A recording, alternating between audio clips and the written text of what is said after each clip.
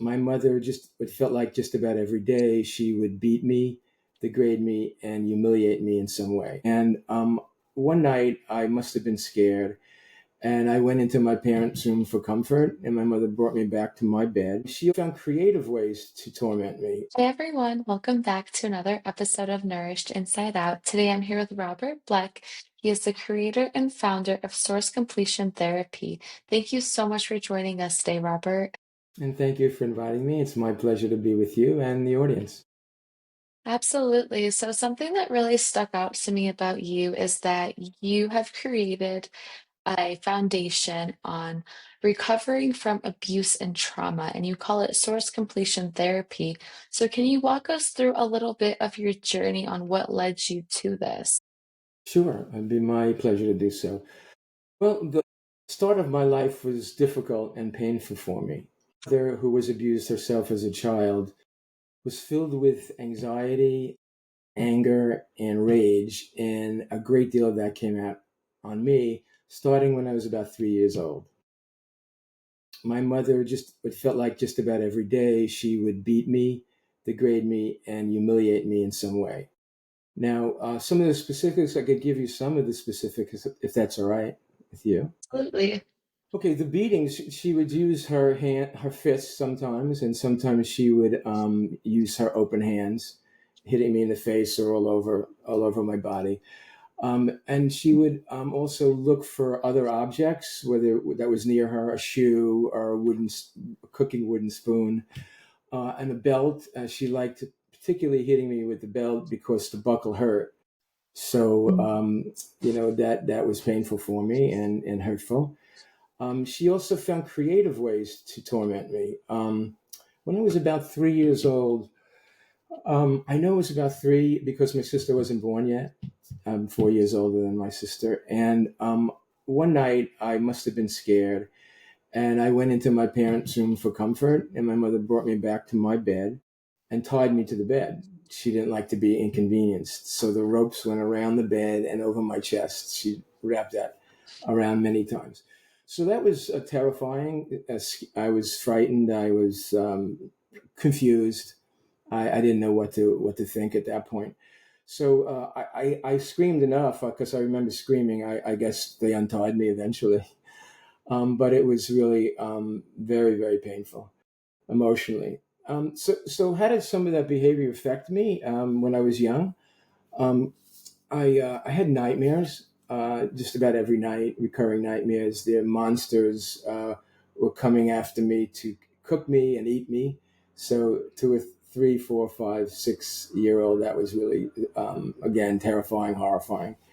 I bit my nails. I was terrified of the dark. I had to always sleep with the light on, probably until I was a teenager. So that was some of the ways that I was affected. I got out of it about 9 years old. What happened was I began to feel very compassionate, intensely so, for others who were abused or suffered in some way, whether it was an injustice I saw or whether it was poverty, sickness. It greatly disturbed me to hear that or watch it, whether it was something I saw on TV. In fact, I saw I was homesick one day from school, and this was nine, and I remember watching the original movie of Victor Hugo's Les Miserables, and I remember just sobbing. It centers around the misery of the French masses of people in the 1800s, but centers around two characters: one who stole a piece of bread to feed his family, and the other one who chases him. He's a policeman, hounds him throughout his life. And I was just sobbing. I was 9 years old and I was sobbing. I felt that pain so intensely. So I knew the foundation was kind of set, what I wanted to do with my life, that I wanted to help humanity in some way. I just wasn't totally clear at nine. So what I had to do though is I had to survive my mother, and I had to get out of the house. So at about 14, I became an athlete. I started to play sports, and I also nature helped me find some peace. So at around 14, my mother again tried to come to hit me. And I just held out my palm and I said, "You can't do that anymore." I'm strong now. I'm playing sports. I'm an athlete, and I'm going to defend myself. So she looked right in my eyes, turned around, and walked away. That was the last time she hit me. So then I decided I knew I was getting peace from the athletics and I was getting peace from nature. I mean, I would go outside, wake up early in the morning to watch the sunrise, and I thought the birds were singing to me. So so that was peaceful. But obviously, I knew that I still had all these painful feelings inside of me that needed to be worked on. But I had to get out of the house first. So I decided I wanted to go to college. I worked many jobs because my parents didn't have much money. I worked as an ice cream scooper. I worked in a cleaning store. I was a lifeguard and a swim instructor. I worked at hotels as a bellhop, a waiter, a busboy. So I did a lot of money to save. I did that to save money so I'd have for college. I was fortunate to get a academic scholarship for full tuition. So I went to school, college.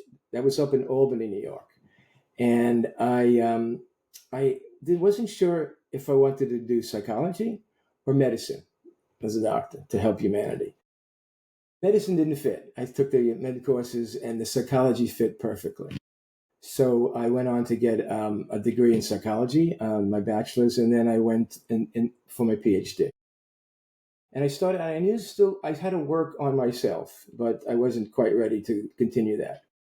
In the PhD program, I had to go to therapy myself as part of the program, and I also went privately. But what I saw was happening in all the theories that I was trained for and I worked with, they didn't go deep enough as far as I was Mm. concerned. Okay, I they it was short, and I still had those feelings stuck inside. Now, what happens when a child is abused and beaten? All kinds of feelings are created inside a young child, which they were in me. Significance, unimportant. A lot of people feel worthless. They feel inadequate. They feel defective, and they feel that there's something wrong with them. Empty and betrayed, and anger and rage. I had a lot of those. What I was fortunate, I didn't feel that it was my fault, as a lot of the people I work with do. I don't know where that came from, but I felt it was my mother's fault. Mm. I had to go to school and just get out of the house, which I did. Then when I finished the PhD, I worked in schools, I worked in clinics, and then I got a job as a professor at a university, training graduate students to be counselors and therapists. So what was happening, and at that point, people were coming up to me. I was getting referrals if I would see them because they were abused as a child, as children. Mm. So I said, let's try that. In my practice, private practice. And I was okay. Thought it was okay because I kept getting more referrals, but I wasn't satisfied. I wasn't Mm. satisfied that it was permanent enough for the healing that I wanted from the people I worked with. And it wasn't satisfying for me either. So I found out what worked, what didn't work, what I thought was best, and what would be permanent long term change to the people I worked with. And I created the three phases. The first one is awareness. Second one is relive and re-experience, and the third one is completion. Now, would you like to know the more depth of that what they are, or do you have any questions for me? Yeah, I just want to say thank you for being vulnerable and sharing your side of the story of what it was like growing up and how you have evolved because I think a lot of times it it's hard to talk about these things. It's hard to communicate and it's hard to process because we don't want to believe on what the reality of what the situations were. So I just want to say thank you for being vulnerable and sharing that. But I do have a You're welcome. question. Sure. I feel like when we're overcoming trauma to some certain extent, there always has to be like a forgiveness piece. How did you cope with forgiveness, not only for yourself, but for your mother as well? Okay, that's a question I always get asked, and it's a question I love to answer. Absolutely. Okay, my therapy is my focus is on the person healing in front of me, and it was my focus is me. So my three phases focus on just getting out all those feelings that the person has inside. Because what happens, as I explained, a child has to stuff those feelings, repress them, suppress them Mhm. to survive when they're very young. what happens is they fester and they turn into like an emotional toxic brew. That'll come out always if they're not being dealt with in what I call diversions. They'll come on in phobias, anxiety disorders, obsession, compulsions. They'll come out in person numbing themselves, come out in inappropriate rage, like road rage. Come out in eating disorders. These are symptoms that I work with for all the people that I deal with, and that's because they were hurt and abused and didn't want to feel the feelings. Okay, so my therapy gets them to feel the feelings, release the feelings to the source. That's the third phase. Who hurt them, and they go back to the source and tell the source how they were hurt and what they felt. So that's the most important ingredient in my therapy is releasing those feelings. When the feelings are released, it's up to the person to forgive or not. The way I look at it, they're open, so they might forgive, and some do. Um, some don't want to forgive yet; they're not ready to do it, and that's fine as well.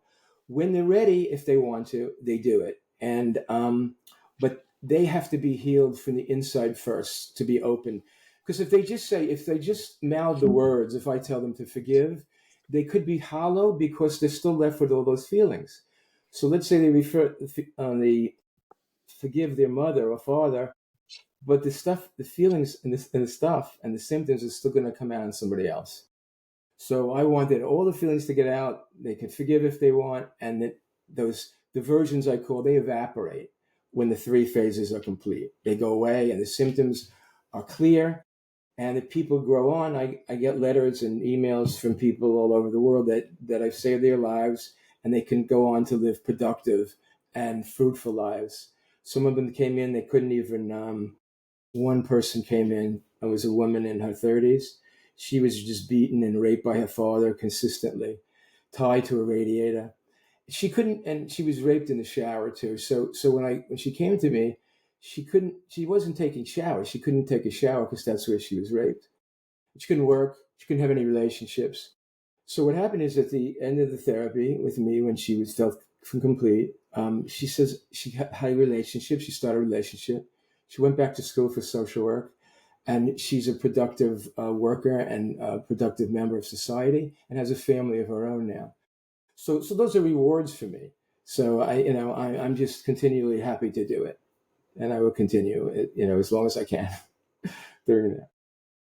Yeah, it's so amazing because how we can take our challenges and the struggles that we faced in the past and really use them to help other people. I think it's really incredible that even at such a young age, you didn't know what you were going to do with your life. You didn't understand why you were going through what you were going through, but you knew that you were going to take that and use it to help other people. And now you have the opportunity to help other people and people all around the world in that. So what was the journey like? Did you start the source completion therapy, the process after college, or where did that start? Did it start during your studies? Yeah, it started when basically more in my PhD program because I was being trained in therapies. So, and I went to therapy. So I didn't like what I was in. Again, some of the therapies touched on one of the phases, maybe awareness. I mean, mindfulness. You've heard of that. That talks about awareness, but it wasn't complete enough for me. I needed Mm, more, and so did the people I work with. Uh, some maybe dealt with going back in time, but it still wasn't aware enough. And then the third phase, not many people deal with that because it's really difficult to confront the person who's hurt you. So mhm. I combined all those three, and that was what was successful for me. I can go into the what happens in each of the phases if you'd like. Yeah, I would love to. Okay, so the first phase is awareness, which I mentioned to you. That it's can be a cognitive point. I want to know how the person was hurt, who hurt them, and what happened. So again, a lot of people are repressing that. So I have to rely on a couple other things like body language. I rely on helping them interpret dreams, and I know the right open questions to ask them in that phase. So I'll give you an example in a dream interpretation. I use that, and again, body language. So this person had a dream. They visualized themselves outside a castle, and all throughout the castle, the openings, the windows. They weren't windows at the time, but openings were weapons of destruction, guns and spears and grenade launchers and whatever you could, machine guns, and bow and arrows, whatever you could think of. And then there was a moat with alligators. And she asked me, "What do you think of that?" So I said, "Well, the way I like people to interpret dreams, there are a number of ways. I like to interpret each person or thing in the dream as a part of yourself." So she said, "Well, that's interesting." So I said, "So what part of yourself was the castle?" She thought for a second.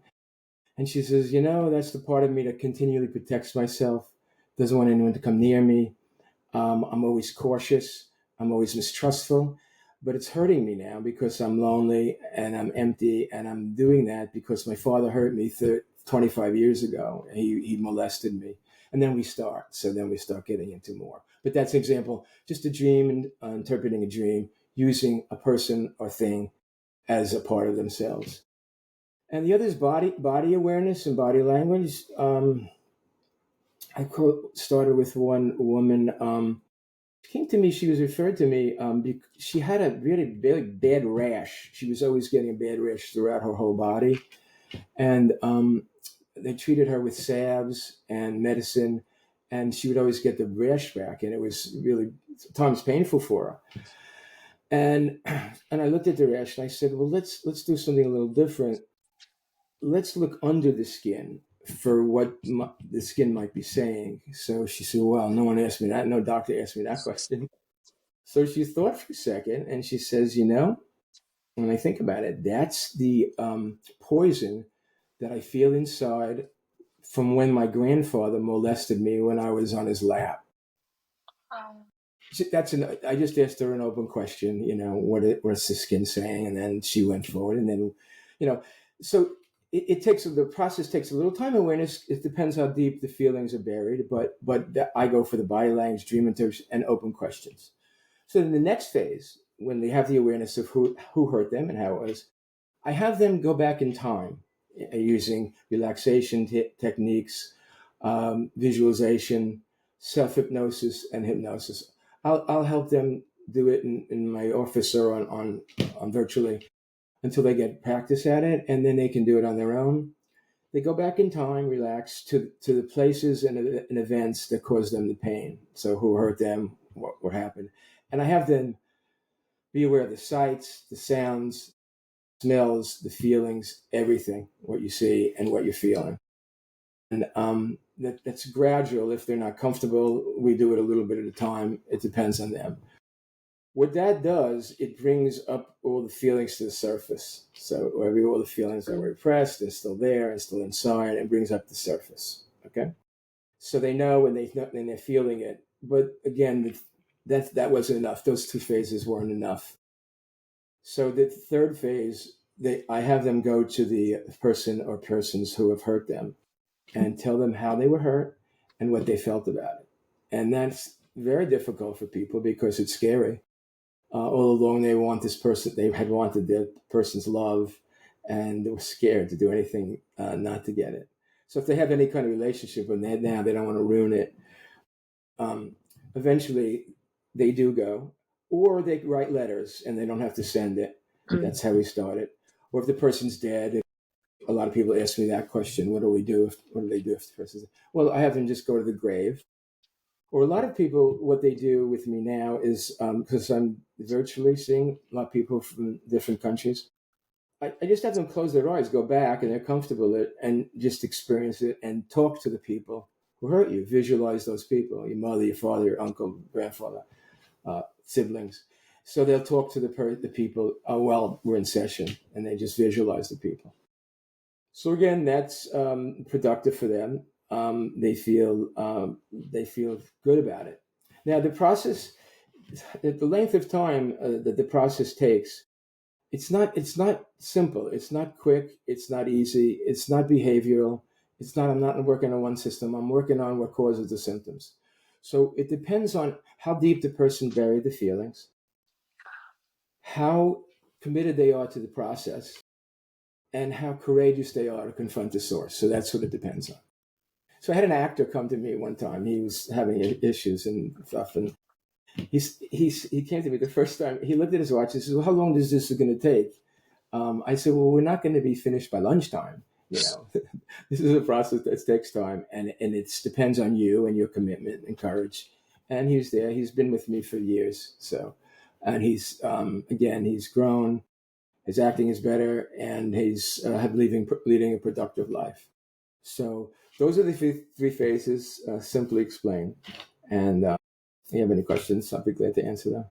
I really love that because that's exactly like what I started to really work on is learning how to nourish yourself from the inside out. Like it's literally the name of this Yes. podcast because I remember when I was in my early 20s, I was like maybe 19, 20 years old, and all I cared about was the outside on how I looked and how I felt and how I dressed. But what I didn't realize is that it meant nothing if I kept neglecting the inside. And I was just running myself in circles and circles until I ran myself to the ground of because I was not nurturing the inside. I wasn't acknowledging my feelings. I wasn't being kind to myself. I was always judging myself. And what I realized later on after I hit rock bottom was that it all starts on the inside. But for example, you and I know that it's hard for somebody to communicate their emotions immediately or right off the bat. So how would you take on a situation for somebody who is so numb in their feelings and it takes a while for them to feel them and to really get through that?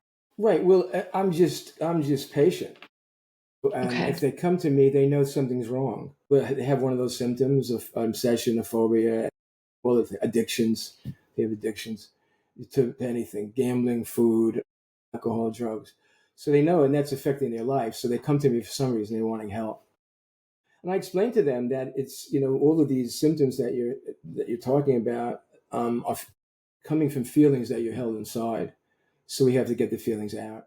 And they accept that. And one time it took a person, I mean, it just takes time getting to trust me, getting to feel comfortable enough to have these memories come up.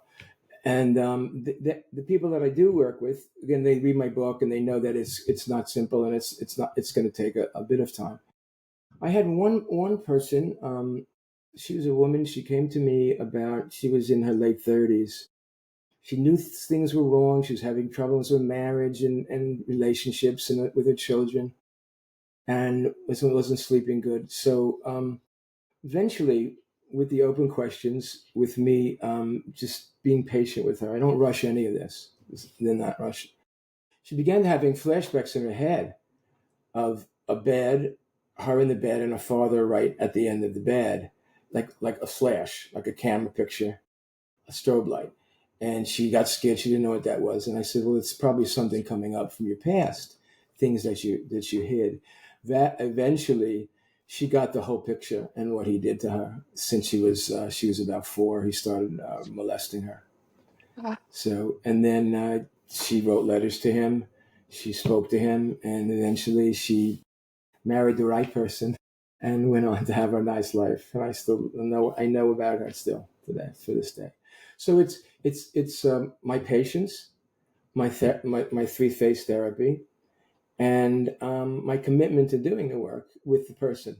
So, and that usually works. yeah, that's so interesting because something that I've also been learning on this journey is that we typically make decisions based on the unhealed parts of us. Like, for example, I had a really bad ex that I was in a relationship with. And I was talking with somebody about it, and he was like, "Well, does he remind you of your mom or your dad?" And I was like, "No, like, I'm trying to tell you about the relationship." And the person that I was having a conversation with, he kept saying, "Well, does he remind you of your mom or your dad?" And I'm a firm believer that if we don't heal that childhood trauma, it's going to follow us into future relationships or future endeavors. What's your take on that? Exactly. Well, it's in my book. What that's called is transference or projection. So, if you If someone reminds you of a parent and you're not even aware of it, you think they're the cause of it, the person in the present, and it's not. For example, this is a simple example. The only one, the one coming to me right now. I dealt with a couple that came to me and they were having difficulties, and um, what the difficulty was, they just got married, and Mm. they were having breakfast, and they sat down to breakfast, and the husband grabbed the paper to read it. It was Sunday, and he wanted to read the paper as he had the breakfast, and the woman got incensed, rageful, to where how could you do this to me? How could you ignore me? How could you be so uncaring? You're reading the paper. I'm nothing to you. So I said, well, when they came to me, I said, well, where do you think that intense anger comes from? Steve is just reading the paper. So she thought about it, and she says, that's my father. He was never around. He never cared. He never listened to me. And I said, well, that's called transference, and that's a powerful diversion. And we got to work on your father and you. So she started talking to her father, first in my office, in her mind, and then eventually she talked to him. So that's the way I do it, and that's transference. And that's one of the most powerful diversions there is, because people swear that it's the other person who's causing the thing, not their childhood. So I have to break through that. It takes a little time to do that. For example, if somebody comes to you and they say, I don't have trauma, but I don't understand why I'm acting like this or why I'm facing the same situation. How do you take that situation when someone repeatedly says, I don't Well, have trauma? that's difficult. Well, like I say, well, where do you? I would ask the open questions. Well, where do you think these symptoms come from? If it's road rage, someone comes to me, no, they're just the people on the road, and I've had people say this. No, they're just this guy cut me off. He cut me Mm. off. I say, well, what are the feelings that come up for you? So he said, well, what comes up for me is they're not respecting me, and they're ignoring me. And so I said, well, again, let's go back a little bit in time. Who do you think did that to you, and who do you think is the reason for this intensity? And he listened to me, and he said, well, that was my father. He had no respect for me. He abandoned the family. He left. He wouldn't listen to me. He didn't care at all what I said or what I did or what I thought. So I have to probe. I have to probe these things if they come. If they're so stuck, that's my therapy wouldn't be for them. If they stay stuck for months and they just want to work on the symptom, then it's not going to work. They're going to want behavioral therapy. Someone to work on just the symptoms. I do behavioral stuff involved with this, but it's as part of the three phases. For instance, in the reliving part, when the person goes back and they relive what happened to them, I'll say some of them. I had an artist that was doing this work, and I said, "Well, you've gone back in time. Just use your art. Use your art to express on the easel what you're feeling." So she took, it was a big canvas. I'm not an artist, but she was. So it's a big canvas. I guess it was on an easel, and she put a tiny dot. She took a pen, put a tiny dot in the middle of the paper, the white paper. And I says, well, tell me about that. So she says, well, that's how I feel: insignificant, unimportant, worthless, and unheard. So that's a behavioral technique where I'm having them do the art. So I've worked with musicians who I say, well, you've gone back in time. Let's write a song to your mother, and they write a song, and so that's a behavioral type of thing, but it's incorporated into that phase.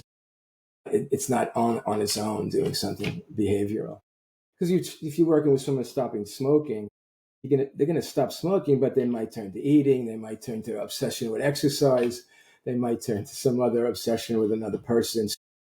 It could be so many things. So you're not really getting at the source and get those feelings out.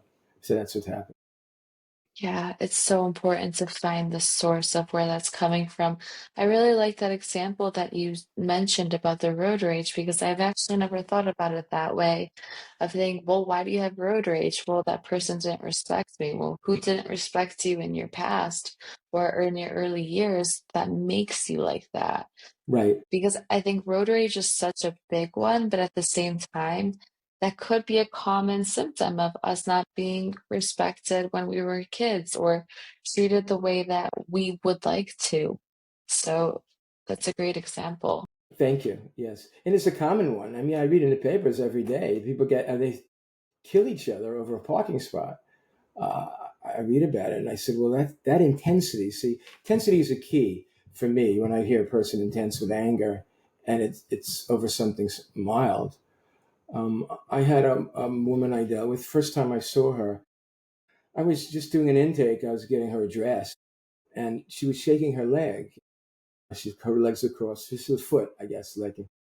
And I know about shaking feet because when I was a young boy, I was shaking also with my anxiety.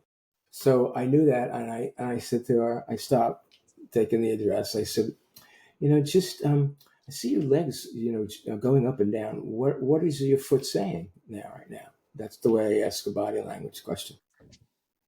So she says, well, it wants to kick you, and it wants to kick you in the head, it kick you in the groin, kick you wherever I can kick you.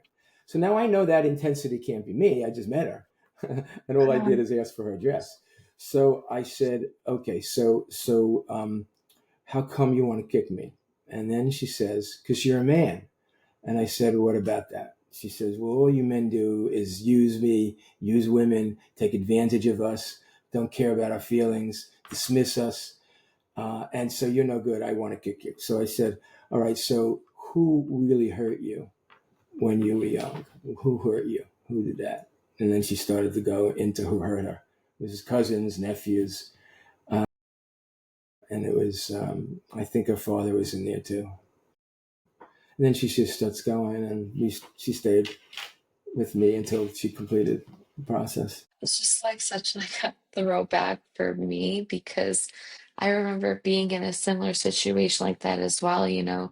You would see people just shaking their leg, but like I guess I never really thought about why or where that root is coming from because I Right. remember my ex-husband would always be shaking his leg all the time. It would be so fast and so rapid. Yeah, that's it. And I would ask him why, and he would always say something mean towards me.